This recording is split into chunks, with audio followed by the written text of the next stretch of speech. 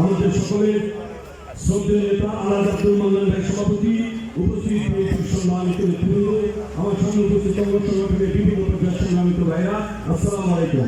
প্রিয় ভাইরা আমার, আজকে আমাদের মূলত আজকের এই মিটিং আগামী জাতীয় সংসদ নির্বাচন যা ফেব্রুয়ারিতে অনুষ্ঠিত হবে, সেই নির্বাচনে দেশ নেত্রী বেগম খালেদা জিয়া এবং তারেক রহমানের মনোনীত শহীদ জিয়াউর রহমানের প্রতি ধানের শীষ মার্কা যাকে মনোনীত করছে বা করবে, আমরা সবাই কাঁধে কাঁধ মিলে ঐক্যবদ্ধভাবে ধানের শীষকে আমরা বিজয়ী করবো ইনশাআল্লাহ।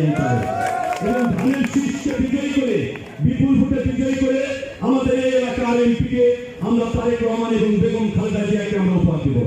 একটি কথা আমরা বলবো, শুধু এইটুকু আপনারা মনে রাখবে, গত স্বৈরাচার ফাঁসিস্ট হাসিনা বিরোধী আন্দোলনে আমরা যারা আদমদিঘি সান্তাহারে বিএনপি, যুবদল, ছাত্রদল, শ্রমিক দল, কৃষক দল, মহিলা দল, স্বেচ্ছাসেবক দলে অঙ্গ সংগঠনের যে সকল নেতাকর্মী ভাইরা আমরা রাতের পর রাত পুলিশের তালা খেয়ে দিনের পর দিন বাড়ি ছাড়া হয়ে সমস্ত অত্যাচার জুলুম তাতে ভর করে নিয়ে আমরা যারা ঐক্যবদ্ধ হয়ে এই এলাকায় আমরা একসঙ্গে ছিলাম, আমরা আগামী আজকেও আছি, আগামী তো আমরা সবাই একসঙ্গে থাকবো।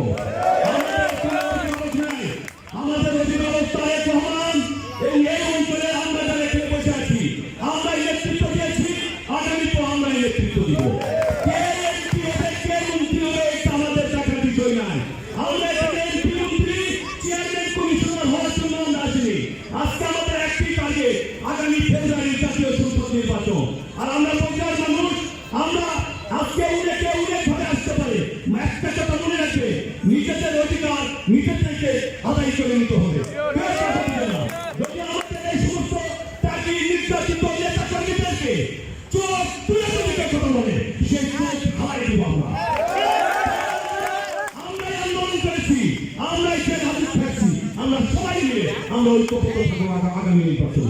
এবং কাঁধে কাঁধ মিলে একটি কথা মনে রাখবে, যে যদি কেউ মনে করে যে এখান থেকে সরে যায় এইভাবে ওইভাবে অমুকের কাছে সুবিধা, সে যদি চলে যায় চলে যায়, কিন্তু আমরা যারা আছি, আমরা এই নির্বাচনের পর এটা প্রক্রিয়া আমাদের নেতা কর্মীদের মূল্যায়নের চেষ্টা আমরা করবো ইনশাআল্লাহ। সিদ্ধান্ত নিয়েছি, আমাদের যে সকল নেতা কর্মী জেল থাকছে, যারা হাজত থাকছে, মাসের পর মাস বাড়ি ছাড়া, যারা বাড়ি ঘর ছাড়া এবং অর্থনৈতিকভাবে ক্ষতিগ্রস্ত হয়েছে, আমরা ইতিমধ্যে আলোচনা করেছি, কোনো না কোনোভাবে আমরা ঐক্যবদ্ধ হয়ে তার পরিবারের পাশে আমরা দাঁড়াবো। শুধু